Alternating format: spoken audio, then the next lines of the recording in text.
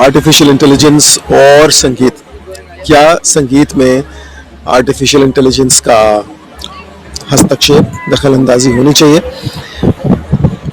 तो ये एक बहुत बड़ा डिबेट है। मेरे कुछ पर्सपेक्टिव्स हैं, कुछ पहलू हैं इस बारे में जो मैं साझा करूंगा।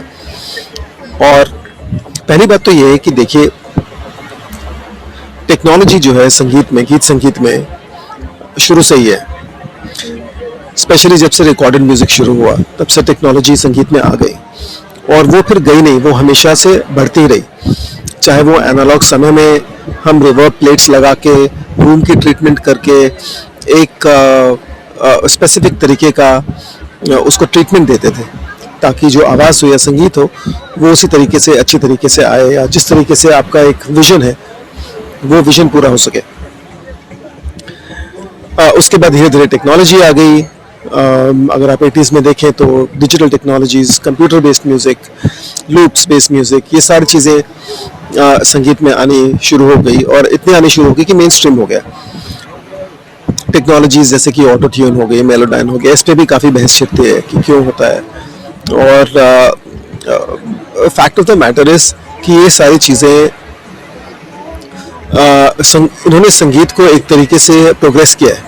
तो संगीत जो है वो ऐसा चीज़, वो ऐसा नहीं है कि सिर्फ एक जगह ही खड़ा रहे, वो काफ़ी सारे पैरेलल ट्रैक्स चल सकते हैं। तो एक हमारा शास्त्रीय संगीत की जो विधा है जिसके अंदर बहुत ज़्यादा इंस्ट्रूमेंटेशन भी नहीं होता, आपको ध्यान लगा के बैठना है और ध्यान लगा के सुरों को सजाना है, वो आपकी एक क्रिएटिविटी है, वो आपकी सुरों के ऊपर आपकी साधना है,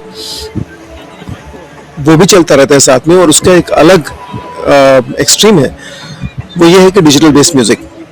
सो म्यूज़िक जो है हमेशा से ही प्रोग्रेस करता रहा है, और आज की डेट में एक ये जो श्रृंखला, एक ये जो कड़ी आई है, वो कड़ी जो है हमारी आर्टिफिशियल इंटेलिजेंस के थ्रू हो रही है। हमारे DAWs पहले से भी बहुत स्मार्ट हो चुके हैं, जो कि म्यूज़िक मेकिंग सॉफ्टवेयर या प्रोग्राम्स कह सकते हैं आप। हमारे पास वैसे ही बहुत सारी लाइब्रेरीज होती हैं जो बहुत सारी कलेक्टिवली बहुत सारे लोगों ने बनाई होती है। उसको सुन सुन के म्यूज़िक प्रोड्यूसर्स जो हैं वो इंस्पायर होते हैं। कई बार तो वो खरीद कर और वैसे के वैसे लूप्स ही बना देते हैं। आपने भी देखा होगा काफ़ी सारे मशहूर गाने जो कि बेसिकली लूप बेस्ड म्यूज़िक पे आधारित होते हैं। तो कहने का मतलब ये है कि आज की डेट में आर्टिफिशियल इंटेलिजेंस जो आया है वो एक स्वाभाविक, एक ऑर्गेनिक प्रोग्रेशन है टेक्नोलॉजी का म्यूज़िक में। सो पहला तो ये मैं एक तरीके से पक्ष में बात करना चाहूँगा आर्टिफिशियल इंटेलिजेंस म्यूज़िक के। जहाँ पर मुझे दिक्कत लगती है वो ये है कि ये आर्टिफिशियल इंटेलिजेंस है, ये आपको एक एड के रूप में आना चाहिए। पूरा का पूरा संगीत, पूरा का पूरा आवाज़, पूरी की पूरी उसके जो शब्द हैं वो, और पूरा का पूरा संगीत, सब कुछ अगर आर्टिफिशियल इंटेलिजेंस से हुआ तो वो थोड़ी जाती होगी, क्योंकि इसके अंदर एक ह्यूमन इंटरफेस, एक ह्यूमन क्रिएटिविटी तो रहनी चाहिए, और उसका मेरे ख्याल से उसका वजूद भी बहुत रहेगा, आने वाले दिनों में भी बहुत रहेगा। और वो आप लाइव म्यूज़िक के माध्यम से आप उसको एंजॉय कर सकते हो अगर आपको ऑर्गेनिक ह्यूमन बेस्ड म्यूज़िक चाहिए तो खैर, पहले तो ये हो गया कि एक ऑर्गेनिक प्रोग्रेशन है आर्टिफिशियल इंटेलिजेंस का, जिस तरह से संगीत में टेक्नोलॉजी का हस्तक्षेप हुआ है, हस्तक्षेप कहूँ या फिर जो सहारा मिला है। दूसरी बात यह है कि आज की डेट में संगीत जो है पिछले कुछ दशकों के मुकाबले बिल्कुल बदला है। तो जो संगीत है वो सिर्फ गाने बजाने तक ही सीमित नहीं है, बहुत सारे अलग अलग उसके यूज़ केसेस आ गए हैं। गेमिंग में आप देख लीजिए, गेमिंग में इतने सारे म्यूज़िक की ज़रूरत होती है। आप कॉर्पोरेट फिल्म्स में आप देख लीजिए, उसके अंदर बहुत ज़्यादा ज़रूरत होती है।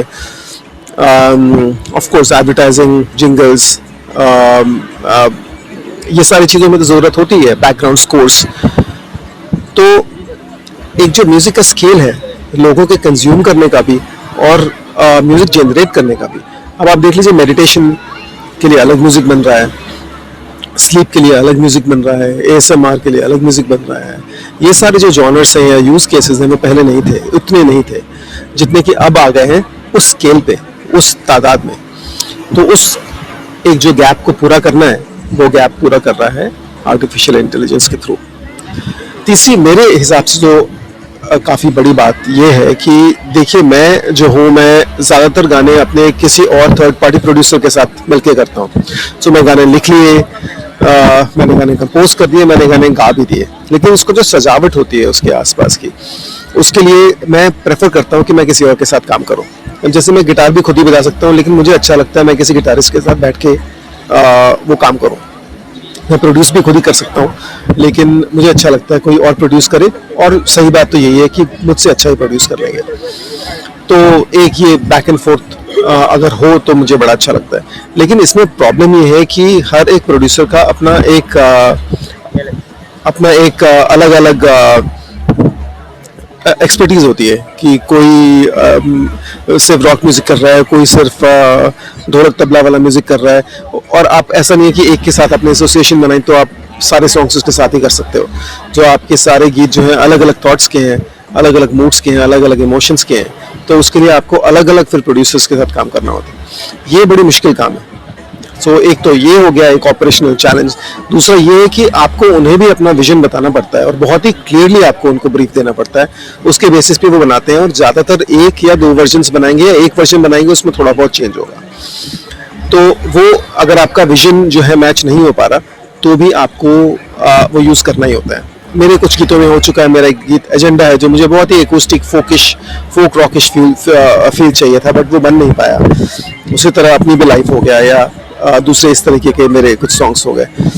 अभी क्या हो गया है, आर्टिफिशियल इंटेलिजेंस के थ्रू जिस तरह मैं किसी ह्यूमन को, किसी इंसान को ब्रीफ दे रहा हूँ, उसी तरह मैं आर्टिफिशियल इंटेलिजेंस को ब्रीफ दे सकता हूँ। ब्रीफ देना एक बहुत बड़ी कला है किसी भी फील्ड में। ब्रीफ अगर आप किसी को दे सकें, किसी को कोई काम करवाना है आपको, और आप उसको बिल्कुल क्लियरली एक क्लैरिटी से उसको कोई ब्रीफ दे सकें, तो ये बहुत बड़ी बात है। तो अगर वो काम मैं कर रहा हूँ किसी ह्यूमन के साथ, वही काम मैं किसी सॉफ्टवेयर को दे रहा हूँ, आर्टिफिशियल इंटेलिजेंस को दे रहा हूँ, तो और उसके बाद वो मुझे 10, 20, 50 वर्जन बना के दे रहे हैं, जिसको कि मैं रिफाइन कर रहा हूँ। मैं बैठ के खुद ही रिफाइन भी कर सकता हूँ। तो जैसे DAWs में आप करते हैं रिफाइन, जो सॉफ्टवेयर्स होते हैं म्यूजिक के, वैसे आप इसमें भी रिफाइन कर रहे हो। इसमें आप प्लेन इंग्लिश में बोल रहे हो, इसमें आपकी जो ब्रीफिंग टेक्निक है वो थोड़ी अलग है, इसमें आपकी जो आप टेक्निक इस्तेमाल कर रहे हो वो दूसरी है, लेकिन कर तो आप वही काम रहे हो एसेंशियली आज की डेट में। फ्यूचर में क्या होगा पता नहीं। तो इसलिए मुझे लगता है कि ये काम तो मेरे लिए बहुत आसान कर दिया है। अब थॉट तो मेरी है, लिखावट तो मेरी है, गायकी तो मेरी है, क्या फील चूज करना है वो भी मेरा ही काम है, हर चीज़ मेरा काम है। सिर्फ एक टेक्निक का, एक जो इंजीनियर का काम है, वो मैंने आउटसोर्स कर दिया टेक्नोलॉजी को, और वो टेक्नोलॉजी आज की डेट में कर पा रही है। तो वो एक मेरे लिए एक बहुत बड़ा एक साधन है। तो मेरे ख्याल से मोटी मोटी बात यही है कि आर्टिफिशियल इंटेलिजेंस अगर आप इस तरीके से यूज़ करें कि आपको मदद करे आपका विजन लेके आने में, तो बहुत ही अच्छा है। अगर नहीं यूज़ करेंगे तो आई थिंक कुछ मिस करेंगे आप आज की डेट में। उसको एक्सप्लोर तो कर सकते हैं।